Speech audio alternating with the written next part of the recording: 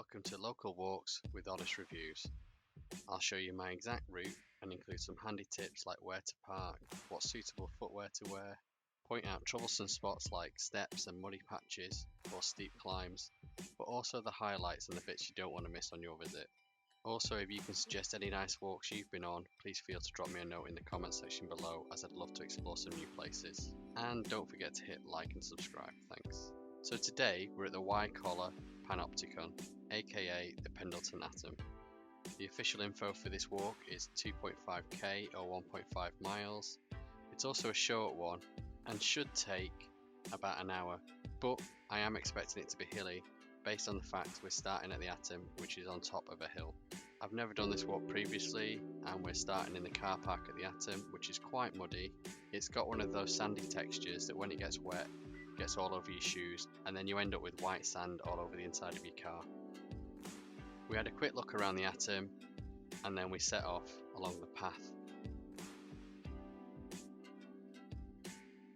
or rather trail along the side of the steep hill.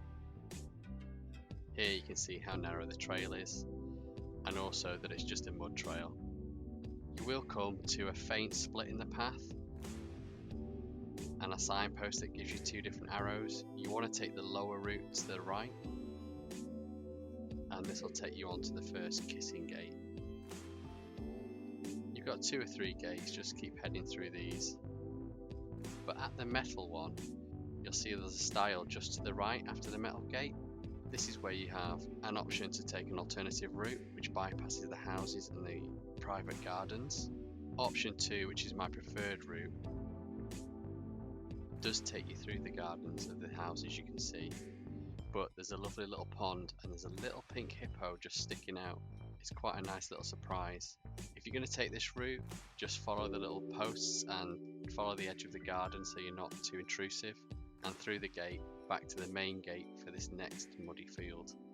There's obviously been animals left in this field, as there were quite a few piles we had to dodge as well, and it's extremely muddy, far worse than what you see on the video here.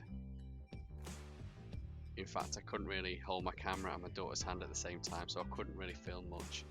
Just keep heading down diagonally across and follow the 2 or 3 posts that you can sort of see across the middle of the field until you come down a steep muddy slope to find a gate and a bridge. This is a lovely little bridge over a little brook or stream, but just be careful going down, and the bridge is very narrow. If you've made it this far with a buggy, then congratulations for getting through that field.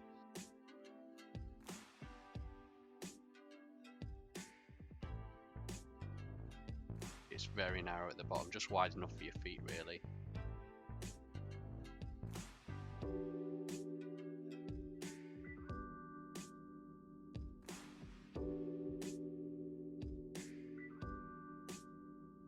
Back up the other side and turn right and head down this road.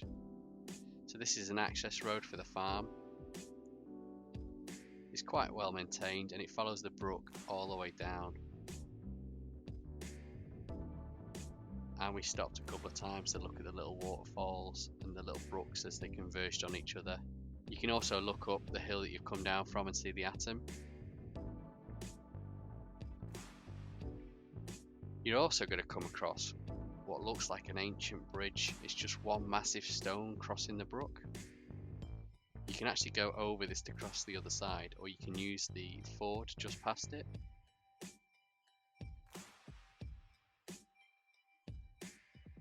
But I would recommend only using the ford if you've got really waterproof shoes, because although it's shallow, there's enough water there to creep over the top of your trainers. So this is another alternative route. You can cross over and you can go right through the bottom of the field. There's the alternative route shown on the map. I chose to carry on down the road, and you can actually carry on down the road right up to the village.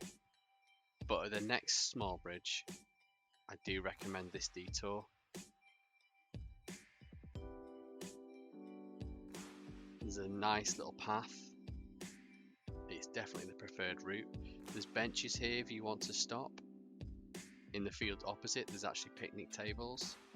But the best thing about this route is this wicker tunnel.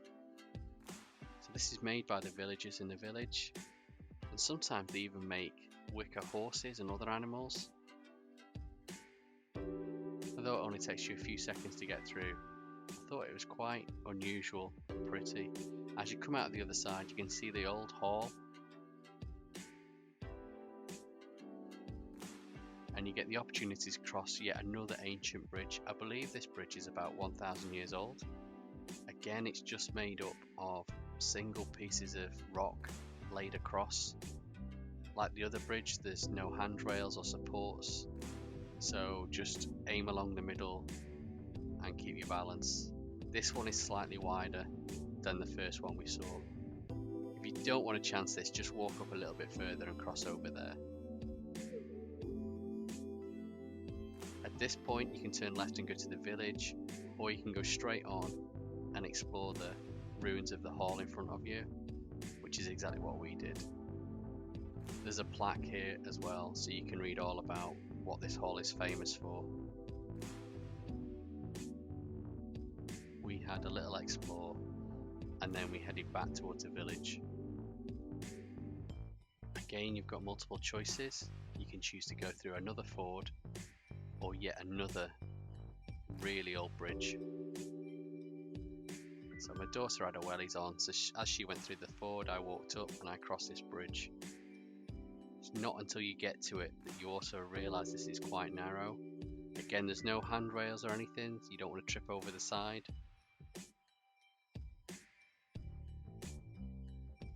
But it's not much wider than your boots. Once you're down into the village, the first little building on your right hand side sells drinks and snacks. And if you go through the village and out the village, there's an alternative car parking spot if you want to start at the northwest end of this map. The shop also does ice creams. Next, head back over that bridge. Just to the left of Wycoller Hall, you're going to find these steps. Head up to the top of these, and then you're going to be on an old farmer's access road. The hill is as pretty much this steep as these steps are, all the way up to the top. So if you're worried about not getting enough exercise because of the shortness of this walk, this is where your exercise is going to kick in. It's still a steep climb as you're around the corner, but eventually you'll end up at this gate and you'll see the Atom again, and you know you're back at the car park. Here's a little elevation graph of the day we did our walk. So that's it. Really hope you enjoyed this walk. I would say it's an easy walk, but there's quite a steep climb involved. You will want to wear waterproof footwear if you want to go through the fords. Thanks very much for watching, and please hit like and subscribe if you haven't already, and don't forget to leave me a comment for any walks you'd like me to try out.